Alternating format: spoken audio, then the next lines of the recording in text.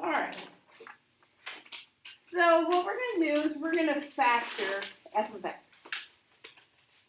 It's just, this is taking us through step by step how to graph it, and we started by factoring it, which is what that top part is. All right, second thing.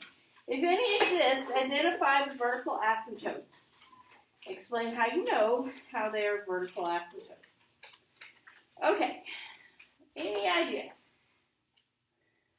What would we use to find the vertical asymptote?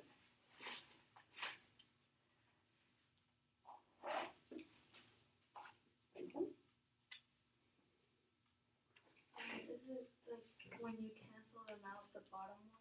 Yeah, so what's left over? It's the non-canceling factor on the bottom.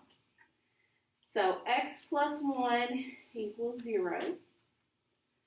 So the vertical asymptote is x equals negative 1. So it is the non-canceling factor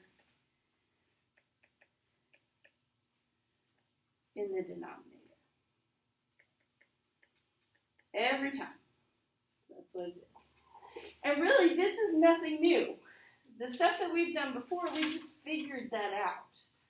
Now we're just reinforcing it. So I know this has been a lot of lessons, but it's really the same thing over and over and over again. So hopefully it won't be so hard when it comes to test time. We'll see. Okay, the next one says, does the function have any holes in the graph? Explain why or why not. What are the coordinates of the holes, of where the holes exist? All right, so not Hazella, because she answered the last one. Somebody give me how you figure out the hole. Is that x plus 3 equal to 0? Yes, because x plus 3 is the canceling factor. So whatever factor is on the top and the bottom, whatever factor will cancel, that creates a hole in the graph. And you set that equals 0. So canceling. I'm going to use 1L here. I technically don't know if it has a 1 or 2. Do y'all know? Or is it both? Okay, I'll just go with it. And the canceling factor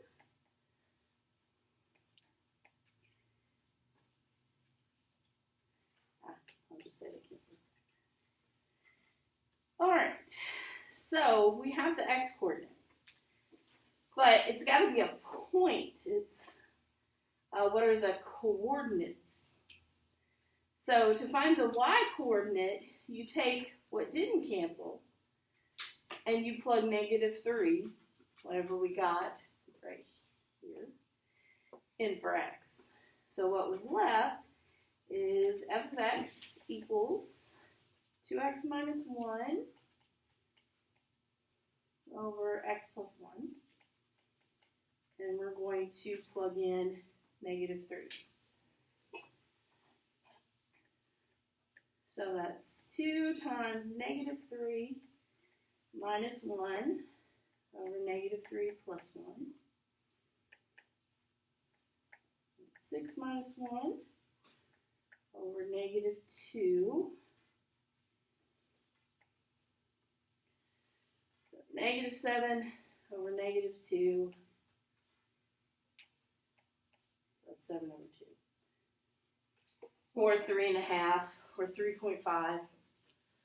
All of those are equivalent. So the actual point is -3 and 7 over 2. So the vertical asymptote is the factor that doesn't cancel, set equal to 0. The hole is the factor that does cancel, set equal to 0. And to find the point, you take what's left over and plug that number in.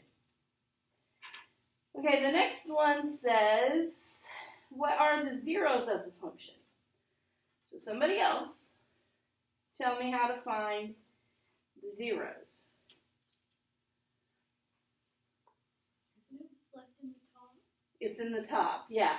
It's what didn't factor, what's left in the top, right? So it's the non-canceling factor in the numerator. Did you skip one? Did I? The horizontal. I sure did. Sorry. I'm going to skip it though since we just answered it. So the non-canceling, I did not mean to, sorry. I think that's only supposed to have one out. Sorry. Non-canceling factor, check for me, Shelby. Okay, non-canceling. Teachers, excuse interruption. Need the following students to report to the library at this time for testing. Hayden Partee, Will Jensen, Gwen Oliver, Justin Woods. Okay, so it says both are correct. Oh. One L is American, 2 L's is British. So Maybe I'm part British. Alrighty then. The zeros. So we have 2x minus 1 equals 0. So add 1. So x equals 1/2. Now, you can leave it like that, but it is a 0, so that just means it's the point 1/2 0. I wouldn't count off if you left it as x equals 1/2. I just want you to know that that's a point. And I'll post these notes, Justin, so you'll have them. All right, so I skipped one, sorry. If any exists, identify the horizontal asymptotes. Explain how you know they're horizontal asymptotes. All right. What are those 3 words? Well, I guess there's 6 words, technically. 3 terms we use. top heavy. Yeah, top heavy, bottom heavy, same heavy. Those are the things we use. So if it's top heavy, that means the exponent on the top is the highest, and there's usually a slant asymptote, but there's no horizontal asymptote. If it's same heavy, then the asymptote, the horizontal asymptote, is just the leading coefficients over each other, the ratio. And then bottom heavy, it's just y equals 0. So look at the original function. What is this one? Same heavy. So you take the numbers in front of the x squareds and you write them as a ratio. So it's y equals 2/1. That's just y equals 2. That's the horizontal asymptote. And I'm probably supposed to say YO because, and I'm just going to write same heavy.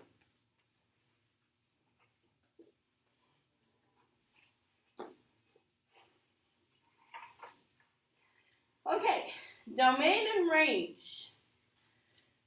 Well, back when we were talking about domain, it was everything except for where there was a discontinuity, which meant where there was a hole or the vertical asymptote. Everything except for where the bottom equaled 0. So that would be negative infinity, and the bottom equals 0 at -1 and -3. The bottom of this equation equals 0. So hole and asymptote. So negative infinity to -3. That's the closest one. And then from -3 to -1. And then from -1 to infinity.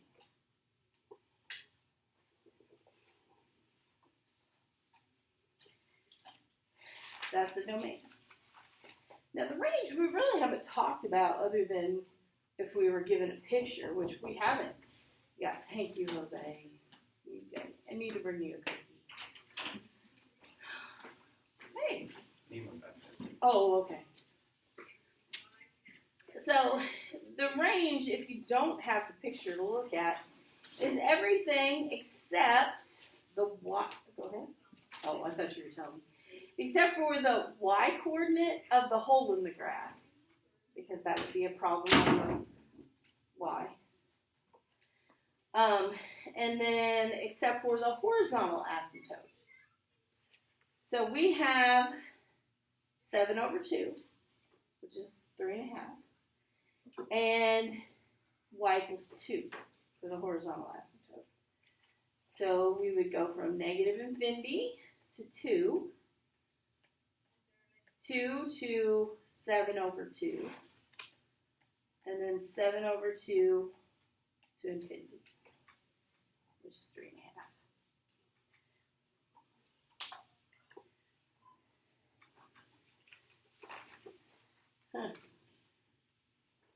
Okay, sketch a detailed graph of the function on the grid to the right. You'll need to use a minimum of 6 points. I don't know if I agree with that. 3 points on each. Okay, so, and does yours say 3 points on each or 4 points? Oh yeah, this one says 3. I'll show you what you need. We do need the y-intercept. We find the y-intercept. Anybody remember? It's okay. Say it again. The constant. Yeah, it's the ratio of the constants. So it's y equals negative 3 over 3.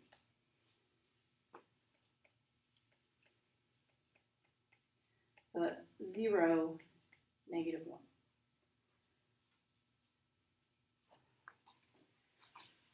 Now when I graph these, I want to use everything that we figured out up here. I know I have a vertical asymptote at x equals negative 1. So I go to x equals negative 1. Draw it pink. And I'm going to draw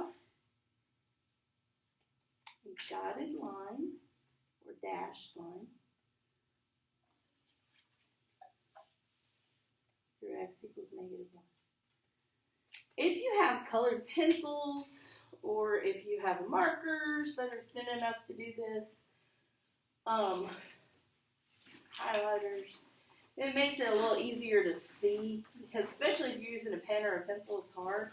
A pen would work, especially if it's not black, maybe blue or red. But you can use a pencil or a black pen, I don't care. Just kind of try to make it dark so you can see it. Okay, if you're looking at the list, we did the vertical asymptote first. The next thing was a hole in the graph, and it was at negative 3. All right, negative 3 and 7 over 2, which is 3.5. So negative 3, question? Okay, negative 3 and 7 over 2, which is 3.